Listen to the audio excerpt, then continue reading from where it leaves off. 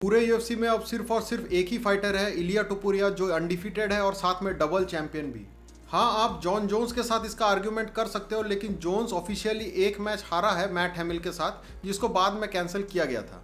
Jones कोई clean fighter नहीं है, वो बहुत बार पॉप अप कर चुका है स्टेरॉइड यूज के लिए। टोपुरिया बिल्कुल क्लीन है, अभी तक वो ड्रग्स के लिए कभी पकड़ा नहीं गया है। सेकंड, वो अनडिफीटेड है, और थर्ड, वो सबसे competitive division light weight division का चैंपियन भी है।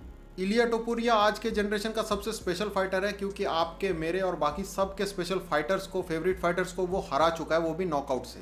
फेदरवेट डिवीजन का गोट कौन है? बहुत सारे लोग बोलेंगे मैक्स होलोवे, बहुत सारे लोग बोलेंगे वोल्कानोस्की, और बहुत सारे लोग बोलेंगे होजे आल्डो। लेकिन मुझे लगता है सबसे बेस्ट रन अगर किसी का रहा है तो वो है वोल्कानोस्की का। उसने सभी को हरा दिया है। और वोल्कानोस्की को किसने नॉकआउट किया? इलिया टोपुरिया ने। आज तक यूएफसी में देखोगे तो सबसे बेस्ट चिन किसके पास है? Max Holloway. और मैक्स होलोवे को नॉकआउट किसने किया है? वापस से इलिया टोपुरिया ने। थर्ड, चार्ल्स ओलिवेरा, जिसको आप लाइटवेट डिवीजन का गेटकीपर बोल सकते हो, उसको कोई नहीं हराया है इस्लाम के अलावा। अरमान ने भी हराया था, लेकिन भाई वो पैंट का चक्कर है थोड़ा। और चार्ल्स को किसने नॉकआउट किया? इलिया टोपुरिया ने। बेस्ट फाइटर्स हैं वो अभी के, सबसे स्पेशल फाइटर्स हैं, और शायद लेजेंड्स हैं, सारे के सारे हॉल ऑफ फेमर्स बनने वाले हैं जितनों को भी उसने नॉकआउट किया है। और सबसे स्पेशल बात ये भी नहीं है, सबसे स्पेशल बात ये है कि वो लोग अपने प्राइम के बाहर नहीं हैं। वोल्कानोस्की ने क्या किया? टोपुरिया के अगेंस्ट अपनी फाइट हारी और वापस से वो फेदरवेट चैंपियन बन गया। इनफैक्ट अगर अभी इलिया टोपुरिया नहीं होता तो Charles Oliveira light weight champion बनता ही बनता, कोई भी उसको रोक नहीं सकता था। इतना सब कुछ टोपुरिया ने ऑलरेडी अचीव कर लिया है। और अगर अभी कोई एक फाइटर भी है जिसके साथ हमें उसका फाइट देखना है, वो है इस्लाम माखाचेव। इस्लाम ने फिलहाल लाइटवेट डिवीजन को छोड़ दिया है और वो अभी वेल्टरवेट डिवीजन में फाइट करेंगे जैक मेडेलेना के अगेंस्ट वेल्टरवेट टाइटल के लिए। और ये बात इलिया को भी पता है कि अगर उसे ऑल टाइम ग्रेट बनना है तो उसे इस्लाम माखाचेव को हराना ही पड़ेगा। और इसके लिए इलिया ने बोला कि अगर ज़रूरत पड़े तो वो वेल्टरवेट डिवीजन तक जाएगा, सिर्फ और सिर्फ इस्लाम को हराने के लिए। जब इलिया ने अनाउंस किया था कि वो लाइटवेट डिवीजन में आने वाला है तो बहुत सारे लोगों ने उसको डाउट किया और बोला कि पहले चार्ल्स को हराओ, डस्टिन पोरियर को हराओ, किसी को हराओ, उसके बाद आपको इस्लाम के अगेंस्ट फाइट मिलेगा, क्योंकि वो एक डोमिनेंट चैंपियन है।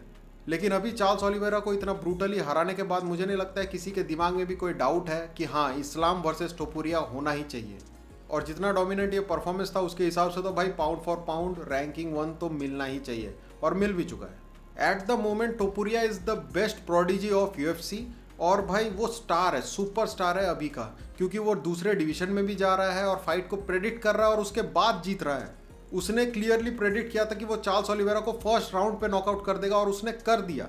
जब वोल्कानोस्की और टोपुरिया के बीच में फाइट होने वाली थी, मैंने पहले ही बोला था कि अगर इस फाइट को सर्वाइव करना है तो वोल्कानोस्की को डिस्टेंस मैनेज करना पड़ेगा। लेकिन टोपुरिया ने अपने इंटरव्यूज में क्लियरली बोला था कि वो डिस्टेंस मैनेज करते रहेगा, लेकिन एक बार ना एक बार तो टच होगा ही, और तब वो नॉकआउट हो जाएगा। और वही हुआ, टोपुरिया ने एक ना एक बार कैच कर ही लिया और वोल्कानोस्की को ब्रूटली नॉकआउट कर दिया। मैक्स होलोवे, जिसके पास इतना अच्छा चिन है, जो कि इतना अच्छा बॉक्सर भी है, उसको भी डिस्ट्रॉय कर दिया लेग किक से। अगर आप पूरे के पूरे फाइट को देखोगे तो इलिया ने लेग किक्स पे लेग किक्स पूरे स्पैम किए हैं, और जब मैक्स होलोवे ठीक से खड़ा भी नहीं हो पा रहा था, अपने स्टैंसेस को बार बार चेंज कर रहा था, तब उसने नॉकआउट कर दिया मैक्स को। थर्ड है चार्ल्स ओलिवेरा। ये लेजेंडरी फाइट में आप इजीली बोल सकते हो कि ग्राउंड पे अगर गेम जाएगा तो चार्ल्स इस फाइट को जीत जाएगा। इनफैक्ट वो बेस्ट सबमिशन आर्टिस्ट है पूरे यूएफसी में। लेकिन हुआ क्या, चार्ल्स को भी उसने इजीली नॉकआउट कर दिया और अपना फाइट आईक्यू का लेवल दिखाया यहाँ पे इलिया ने।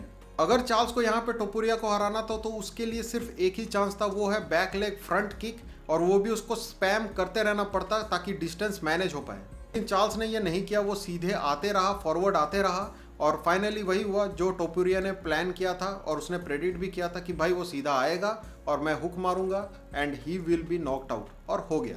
अभी बहुत सारे लोग इलिया टोपुरिया के हेटर्स बन गए और उसको एरोगेंट बुला रहे हैं। वो इसलिए क्योंकि टोपुरिया ने उन सभी के फेवरेट फाइटर्स को कंप्लीटली एक्सपोज करके रख दिया है। वोल्कानोस्की के पास वीक चिन है, ये बात उसने एक्सपोज कर दी।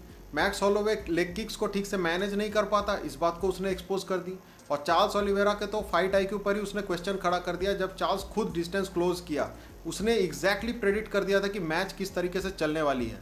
टोपुरिया जब लाइटवेट में आया भी नहीं था, तब से वो क्लेम कर रहा है कि वो परफेक्ट मैचअप है इस्लाम के अगेंस्ट और वो इस्लाम को हरा सकता है, लेकिन किसी ने भी इस बात पे भरोसा नहीं किया। लेकिन कोई भरोसा करेगा भी क्यों? इस्लाम एक बहुत ही ज़्यादा डोमिनेंट चैंपियन है, वो भी एक ऐसे डिवीजन में जो पूरे के पूरे किलर से भरा हुआ है।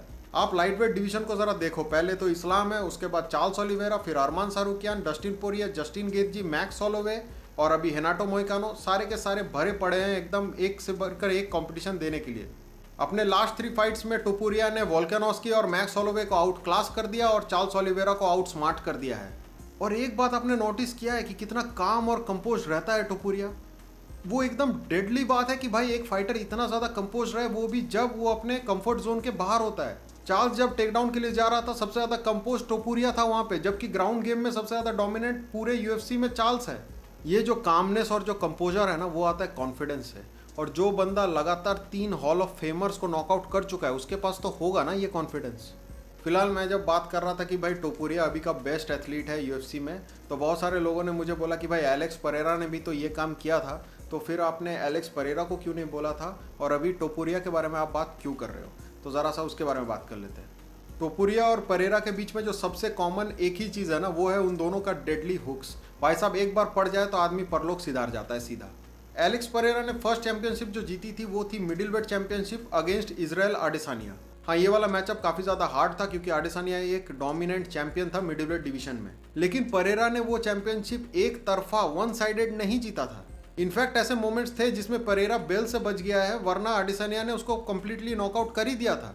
वहीं टोपुरिया ने जब फेदरवेट चैंपियनशिप जीता, उसने क्लीन नॉकआउट कर दिया था वोल्कानोस्की को। और यहाँ पे आप वोल्कानोस्की को आडेसानिया के कंपैरिजन में कुछ भी कम नहीं समझ सकते, क्योंकि वोल्कानोस्की ने अपने पूरे के पूरे डिवीजन को क्लियर कर दिया था अब तक। इनफैक्ट बहुत सारे लोगों के फेवरेट फाइटर्स मैक्स होलोवे को ट्रायलॉजी में कंप्लीटली हरा दिया था वोल्कानोस्की ने। उसी सेम वोल्कानोस्की को नॉकआउट किया है टोपुरिया ने। अब बहुत सारे लोग इसमें आर्ग्यूमेंट देंगे कि भाई वो पहले से ही इस्लाम के अगेंस्ट नॉकआउट होकर आ रहे थे, तो मे बी कंप्लीटली रिकवर नहीं किया है, और इस बात को मैं मान लेता हूँ। लेकिन उसके बाद टोपुरिया ने किसको नॉकआउट किया? मैक्स होलोवे को, जो अभी तक नॉकआउट नहीं हुआ था। उसका चेन सबसे बेस्ट है पूरे यूएफसी में, और उसको नॉकआउट किसने किया? टोपुरिया ने। तो भाई इसके बाद तो आपको मानना ही पड़ेगा कि भाई के हाथ में तो कुछ तो है। अब डबल चैंपियन बनने के बारे में बात करें तो इसके बाद परेरा गया था लाइट हेवीवेट डिवीजन में, जो कि जॉन जोन्स के बाद एकदम खोखला सा एक डिवीजन है। हर बार मैच होता है तो कोई दूसरा ही चैंपियन बन जाता है। कभी एलेक्स परेरा, कभी जमाल हिल, कभी ईरी प्रोहास्का, कभी बीच में ग्लोवर टेशेरा। अभी रिसेंटली यूएफसी लाइट हेवीवेट में एक अच्छा कंपटीशन आया है जो कि एंक्लाइव है, लेकिन उसके पास भी अभी टाइटल डिफेंसेस नहीं है। तो अगले 2-3 साल तक अगर वो डोमिनेट कर पाता है तो हम बोल सकते हैं कि हाँ भाई, एक डोमिनेंट चैंपियन है लाइट हेवीवेट डिवीजन में। वहीं पे आप टोपुरिया का सेकंड बेल्ट देखो, वो आया है लाइट वेट डिवीजन में, जो कि पूरे के पूरे यूएफसी में सबसे ज़्यादा किलर डिवीजन है। किसी भी डिवीजन में आप चले जाओ, मैक्स टू मैक्स टॉप 5 में आपको अच्छे फाइटर्स मिलेंगे। लाइट वेट डिवीजन में जाओ, टॉप 10 बहुत ही ज़्यादा खतरनाक है। और टोपुरिया आता है और one of the most favourite fighters of light weight division Charles Oliveira को नॉकआउट कर देता है। मुझे नहीं लगता है कि यूएफसी में पहले भी कोई ऐसा फाइटर था और अब भी कोई ऐसा फाइटर है जो इतना क्लीन है, अनडिफीटेड है और साथ में डबल चैंपियन भी है। डबल चैंप बनने के बाद टोपुरिया का ऑरा और फेम नेक्स्ट लेवल पे पहुंच चुका है। आपको क्या लगता है, क्या वो मैकग्रेगर जितना बड़ा बन पाएगा? मैं नेक्स्ट वीडियो इसी टॉपिक के ऊपर लाने वाला हूं। अगर आप उस वीडियो के लिए इंटरेस्टेड हैं तो मेरे चैनल को सब्सक्राइब जरूर कर लेना। ये वाली वीडियो पसंद आई है तो लाइक जरूर कर देना। और अगर आपको लगता है कि कोई ऐसा फाइटर है जिसका ऑरा अभी टोपुरिया के बराबर है, तो मुझे कमेंट्स में जरूर बताना। मिलते हैं नेक्स्ट वीडियो में। टिल देन, जय हिंद।